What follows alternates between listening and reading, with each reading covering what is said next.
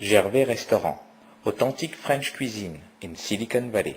As Andrew said, my name is Srinivas Krishnamurti. I'm Director of Product Management at Vmware. Been there about 3 years now. And virtual appliances is one of the things that I've been working on for the last year or so. So what I wanted to do today was to take a few minutes to kind of give you a quick intro to virtual appliances, why they're so relevant, why customers and partners are getting excited about it. Give you a flavor for the kind of ecosystem that we see building around virtual appliances. I'm going to give you a quick update on that. And then talk a little bit about some of the things that we're thinking about doing in the future around virtual appliances. That's going to be the first half of the presentation. In the second half, we invited one of our hottest partners, as it were, Zimra, to come out and talk about how much revenue they're generating. So they're one of the partners that we're working with on virtual appliances. So we have a customer case study that John is going to walk through and talk about it from their perspective in terms of how partners and customers are deploying virtual appliances on VMware platforms. Feel free to sit right there.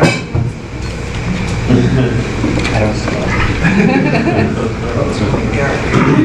It looks like some of this part there. No, that's notebook for guest notebooks. And as Andrew said, please interrupt if you have any questions. Please interrupt. And when I get excited, I tend to talk really fast, so slow down if you're not, following me. Ask me to slow down. Can you slow down a little bit?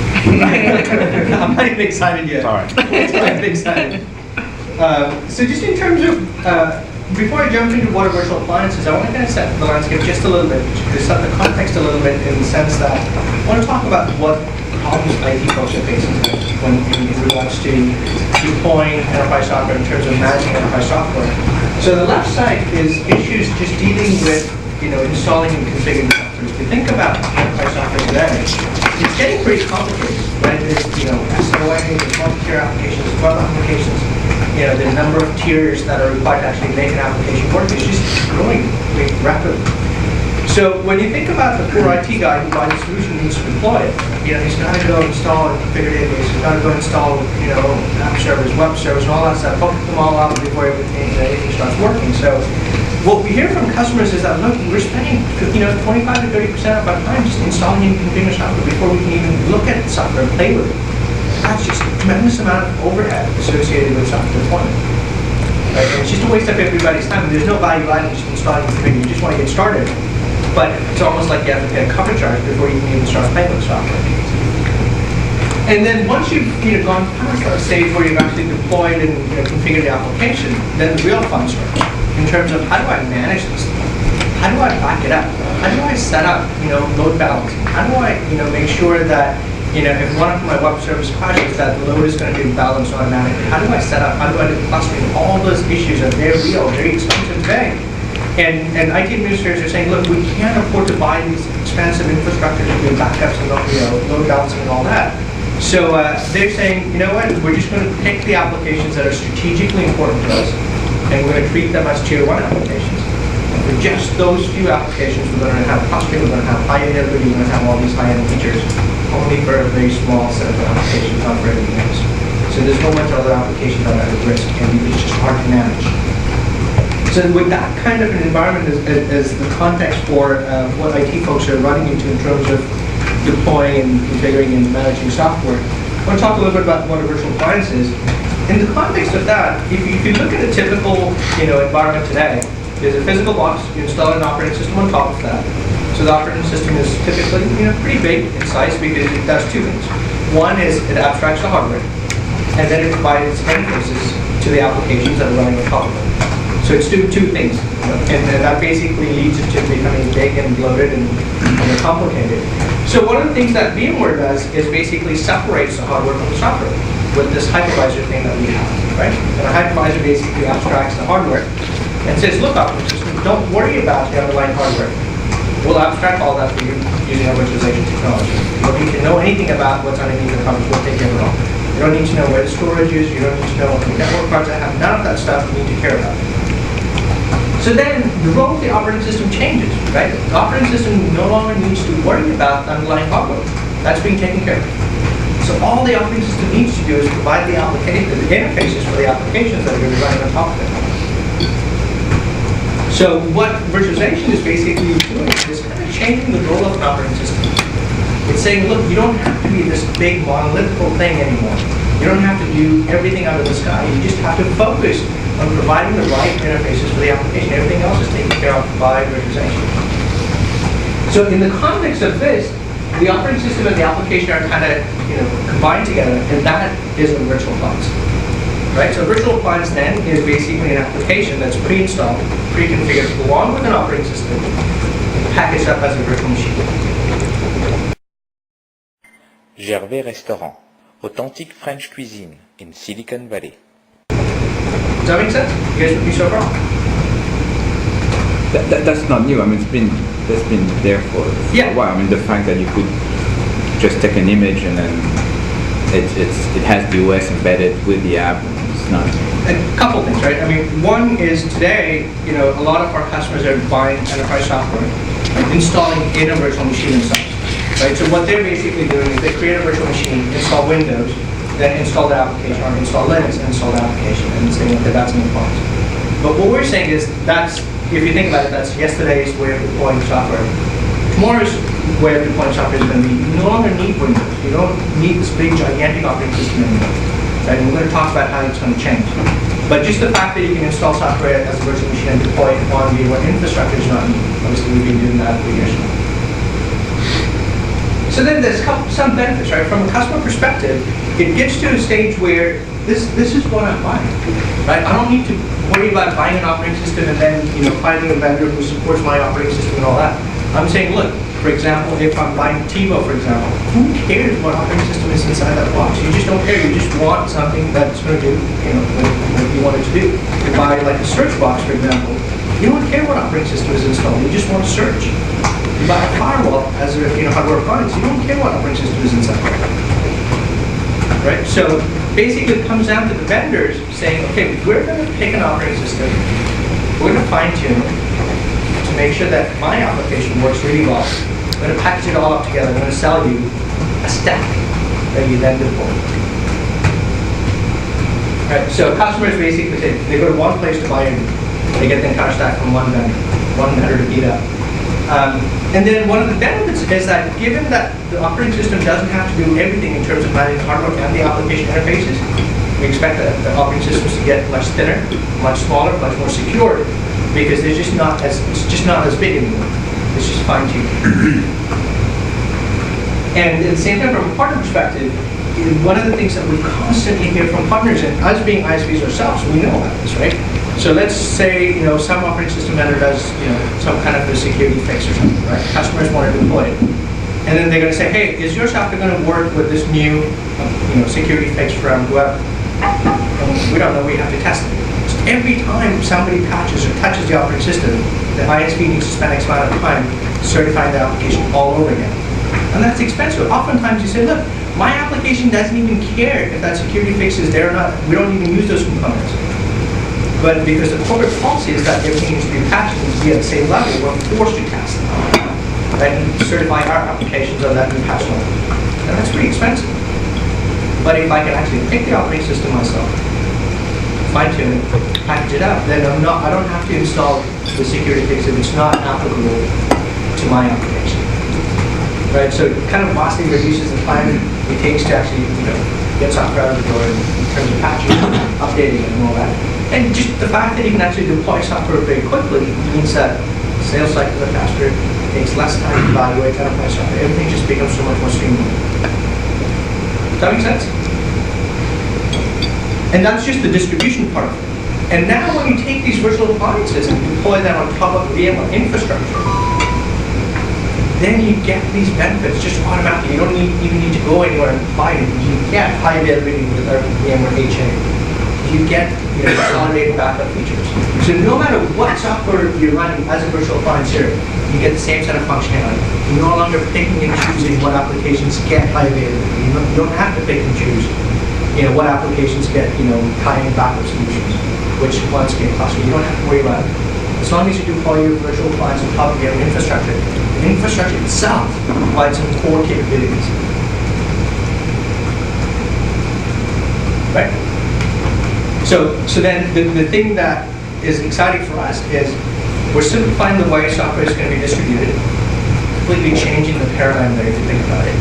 And then by asking customers to deploy that on top of VMware infrastructure, we're able to provide a core set of features that are pretty expensive to go buy standalone or a la carte.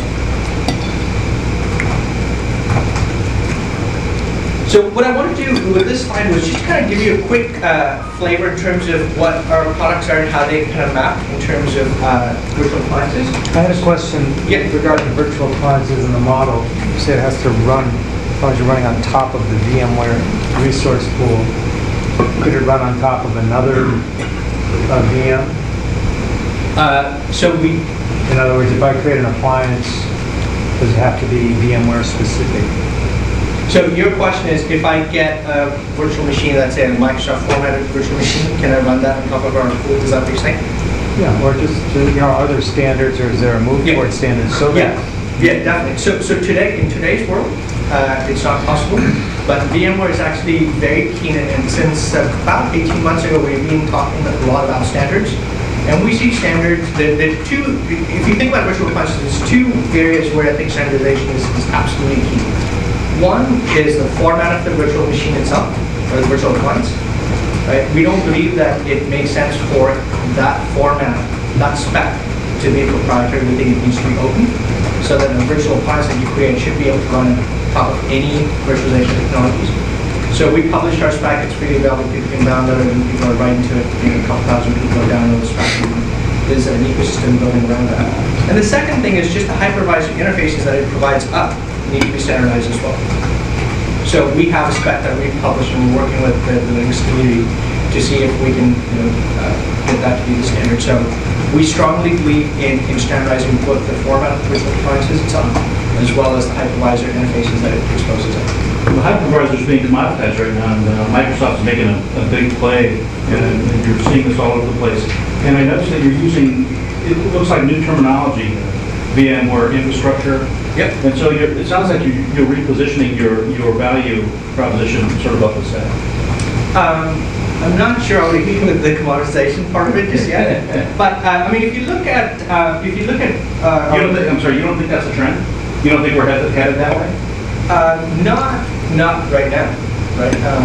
There's still going to be a lot of value in the platform, in virtualization. Right? I mean, if you think about it, if you can run multiple operating systems on top of whatever, that's the bare minimum. But the kinds of features that we bring to our platform in terms of being able to support 64-bit guests, in terms of leveraging multiple CPUs, all those things are part of our platform, and those are not commoditized. There's nobody else who actually does that, or very few vendors who actually do that. So there's still a lot of value in the platform, and that will continue to be the case. So VMware infrastructure then is actually the name of our product. That is our data center product, which basically, so we've kind of, if you think about virtualization from VMware generation 1, we basically said take a server and be able to slice it up into multiple segments so you can run multiple operating systems on the same server. Generation 2 is saying, look, don't think about it just as a single server. Think about a resource pool, right, on which you can run workloads. So you basically say, hey, look, my finance resource pool is 20 CPUs, X amount of RAM, and X amount of disk space. That could span multiple physical machines. But from an administrative point of view, I don't care. I just want my workload, my finance workload to be deployed. And Virtual Center, which is a management framework, then finds the available compute power and deploys that workload on that available physical server. So we're kind of changing the way you think about and leverage your servers in the data center. Thinking about single server was generation 1. Thinking about a farm of servers and being able to manage that as a single compute power is where we're at. Gervais Restaurant, authentique French cuisine in Silicon Valley. So in terms of virtual appliances, there's three products that you can use to create these virtual appliances. You can create virtual appliances with our workstation product or with our VMware Base product. And those two are paid for products. And VMware Server is a free product that we have. You can actually use the free product to create virtual appliances. So it's very easy to get started. Once you've created a virtual appliance, you can then deploy it either on the player, which is free, you can deploy it on a server, which is also free, or you can deploy it on your own infrastructure. And the virtual appliance that we create, the format is compatible across the cloud appliance, so you don't need to worry about complex things like that. So with that as kind of the overview of what a virtual appliance is, what I wanted to do next was talk a little bit about how we got started and the momentum and the ecosystem that's building around the virtual appliances. Last summer, in June 2005, when we actually launched our Vmware Technology Network,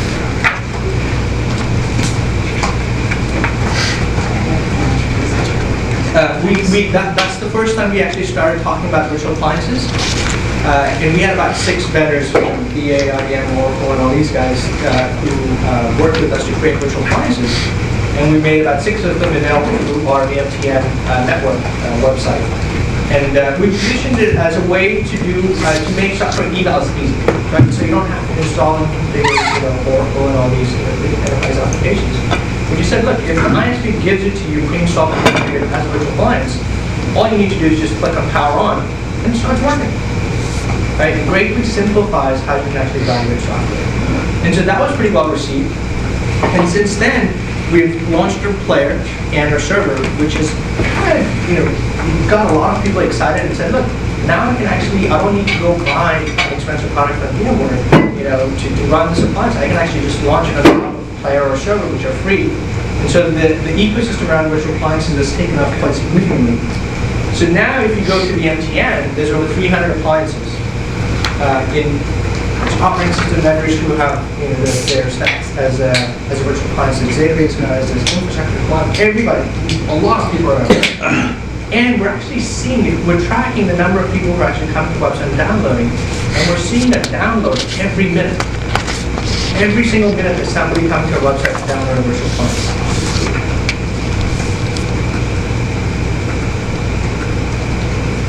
And the other trend that we started noticing was that, when we started last summer, it was seen as a way to do evals. But now we're actually seeing a trend where a lot of our partners are saying, look, you know what? Evals are good for virtual appliances, but we actually want our customers to deploy this in production as a virtual appliance. This is the way for me to distribute my software. I don't want to ship CDs and a big install guide anymore. I just want to package it up and give somebody a virtual appliance. So we're seeing a lot of vendors who are saying, here's a virtual appliance. You can buy my software, either it's just CDs if you want. You can actually buy my hardware appliance if I'm doing a hardware appliance. Or you can say, you know what, just give me a virtual appliance. I already have the infrastructure. I'm just going to deploy it on top of that. All those are important. Can you explain here? You're just making it sound like this is all just sort of you're watching your server logs and figuring out what your customers want. Isn't this more of a strategy to start delivering this stuff as a software service? Yeah, it is, right? I mean, if you think about it. And it just sounds, so far you've been sounding like it's all very random what's been happening. So nothing about it is random. In the sense that, I mean, obviously, we see this as, a good way to distribute, software and actually solve a lot of problems associated with integration. And we're just excited to see partners and customers embracing it. We just think this is going to make things a lot easier for IT folks. So we're trying to do whatever we can to enable that. Is there any way to measure what's going on? I mean, you said that it initially was evaluation. Mm-hmm.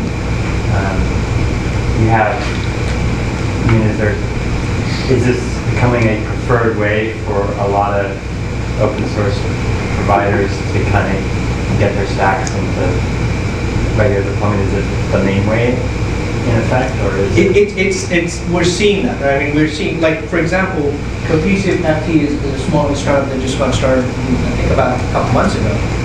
And they're basically saying, look, all we're going to create is virtual appliances. We don't even want to create hardware appliances. We don't even want to have your software installable from a CD. All we're going to do is virtual appliance. Any software that you're going to buy from us is as a virtual appliance. So if that's the case, does that require then if you want to use that software, you have to buy a VMware license? No, so that's one of the reasons why I had the slide, right? So assuming Cohesive creates an appliance, right, and they give it to you, you can deploy it on a player. It's a desktop. You obviously don't want to put a server workload on a player on a desktop, so ignore that. Server is a free product. you can actually deploy that on server. You don't have to buy VMware infrastructure. But if you buy VMware infrastructure, obviously there's additional capabilities that you get. What are those in sum? I mean, Okay, so just in a kind of a, these are the ones that we talked about, right? When you deploy it on VMware infrastructure, you get high availability, right? So in case one box goes down, we'll automatically start the workload on a different box. We have a way for you to do load balancing, automatic load balancing. You can actually say, hey, look, this virtual appliance needs X amount of compute power. If it's not getting from one physical server, automatically move to a bigger server. So the conceit then is that any real business is going to want to buy your services. And, you know, that's all right. That's all right to say that. Yeah. So, I mean, in respect of virtual appliances, right, customers are still seeing a lot of value in VMware infrastructure, right? For, you know, just for server consolidation, for disaster recovery, there's a whole bunch of use cases where people are buying and using VMware infrastructure today. Virtual appliances basically says, look, now I'm going to get my additional content, my applications distributed to me in a format that's going to make it easy for me to deploy and leverage the infrastructure that I already have. And could you go over again precisely what's in a virtual appliance? Okay. So virtual appliance is an operating system and an application pre-installed, pre-configured. That's it. And you talked earlier about changes in operating systems, that you don't need the monolithic operating system. So what signs are you seeing of new operating systems or more modular operating systems that obviously would reduce a lot of the risks involved in having those old Good question. So, systems? so if you go to VMTN, there's a vendor called virtualappliances.net who is creating a LAMP stack. And they have an operating system that I think, don't quote me on it, I haven't looked at it in a while, but it's something like 25 meg. It's so streamlined. That's all you need. You don't need to install this gigantic operating system anymore. Right, so you basically have the option of basically taking an operating system, ripping out all the things that you don't care about, and shrinking it into such a small little thing that's all you need. Do you think we'll see new operating systems evolving to serve this market space where you basically rethink what the notion, you just need services to be applied to an application as opposed to all this stuff to run up? Right. We're actually seeing that already. If you think of, do you guys know about RPAP? Which one? RPAP. Yes, RPAP. RPAP is in the business of actually creating these appliances, right? So they have this RPAP builder, which is a tool that basically says, okay, put your application, run this, run your application in top of the builder. I'm going to give you the operating system that it requires to run. So if you wanted some weird crypto library, you just throw it in there. Right, exactly. And then they actually are using our VMDK spec that we made publicly available to actually spit out a VMware virtual machine. Right, so you put in your application and maybe, you put in the application and it puts RPAP links, right, packages it up as a VMware virtual machine, spits it out and gives you the VMDK, and then it'll run on the player or VI3. Right, so we're already seeing a trend where people are saying, look, I don't need that big thing, just give me the bare minimum that I need to run.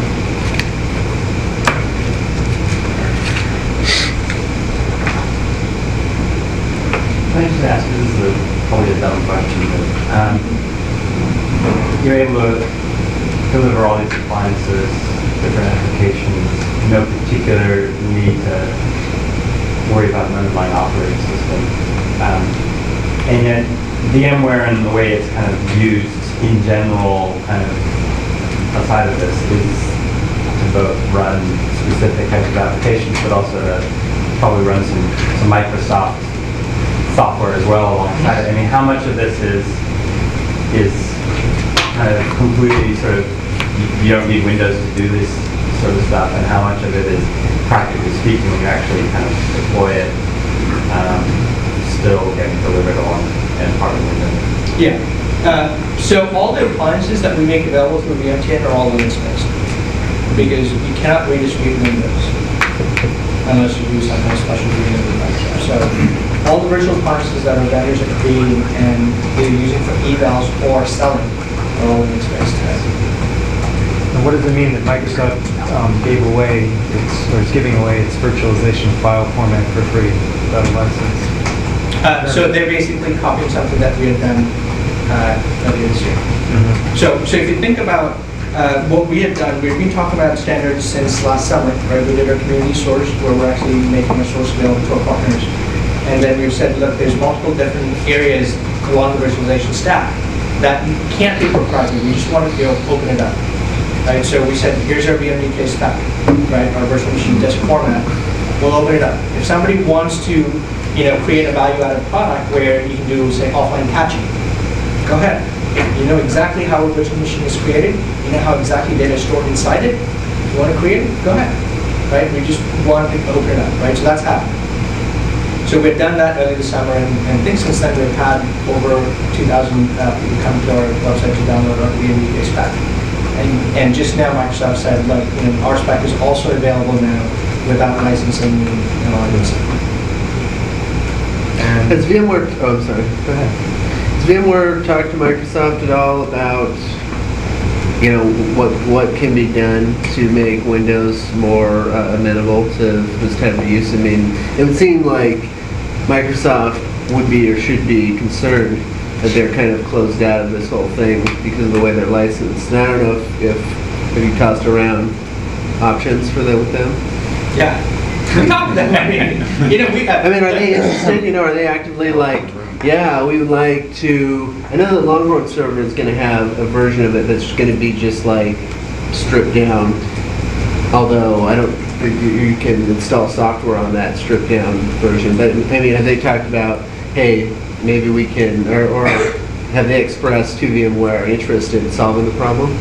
Solving what problem? The problem that Windows has with being completely shut out of being able to be used this way. Oh, okay. All right. So we talk to them very often. I mean, at a certain level we compete with them. At a certain level, our customers deploy Windows, and that's just backup level. Can't help that, right? So that's fine by us. So we've talked to them and said, hey, look, this concept of being able to like package up your software along with an operating system and ship that as a contained unit as a virtual appliance is a nice way to distribute software, to solve a lot of problems both for our partners and for our customers. But one of the problems that a lot of customers, partners talk to us about is the fact that they can't redistribute Windows. And we've said, hey, can you provide a way, for these people to do it? And they said they're working on it, but we haven't seen anything just yet. But they seem like they're interested in finding a solution. I mean, it's not next Microsoft guy you talk to. Totally. But I mean, we've expressed that, on behalf of our partners, that it makes sense for them to do it, but at the end of the day, they have to decide. So I talked a little bit about, the shift from just evals to production, appliances deployed in production environment, and that's a growing trend. Stay tuned, there's going to be a bunch more vendors that, are going to be making announcements in terms of virtual appliances and deploying in production, so stuff coming out there. And then the last thing that I want to do before I hand it over to John, I probably ran way over my time, sorry, was to talk about a couple things that we're doing. So just given the number of virtual appliances that are being created and just the big interest that we're seeing both in the partner community and in the customer community, one of the things that we're thinking about doing is to create a certification program.